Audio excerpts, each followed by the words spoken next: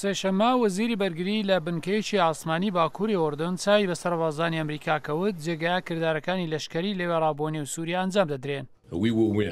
ئێمە بەراوە دەبین و ئیمان نازانین چەند ماوە دەخایێنێت، بەڵام ئێمە دەزانین کە ئەوەی ئێوە لێرە ئەنجامی دەدەن هەڵمەتێکە مەزەندەی بۆ ناکرێت.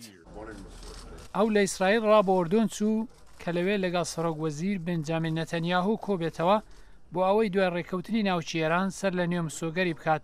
ئەمریکا لەباری ئاسایش پشتیوانی لە ئیسرائیل دەکات. نەتەنیاهو پێش چوون بۆ وتوێژی نیزەکەی دوو کاتژمێری لە ئافیسەکەی لە ئۆرشەلیم ڕوویەکی زۆر خۆشی نەبوو.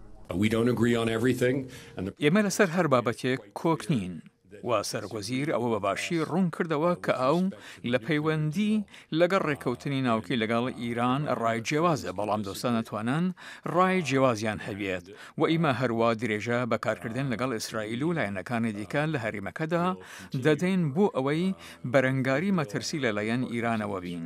ئەگەر ئیمە هەمان کار لە پەیوەندی داعشدا ئەنجام دەدەین. کارتر یەکەم کاربەدەستی کابینەی ئەمریکایە سەردانی ئیسرائیل بکات لەوە تا حوتوی ڕابردوو ئێران ڕازی بوو پرۆگرامی چەکەکانی ناوچی خۆی بەربەست بکات لە بەرامبەر لابردنی بەشێک لەو گەمار و ئابووریەی لەسەر ئەو وڵاتەیە. پەیوەندەکانی نێوان ئەمریکا و ئیسرائیل بەهۆی ڕێکەوتنەکە تووشی گرژی بووە.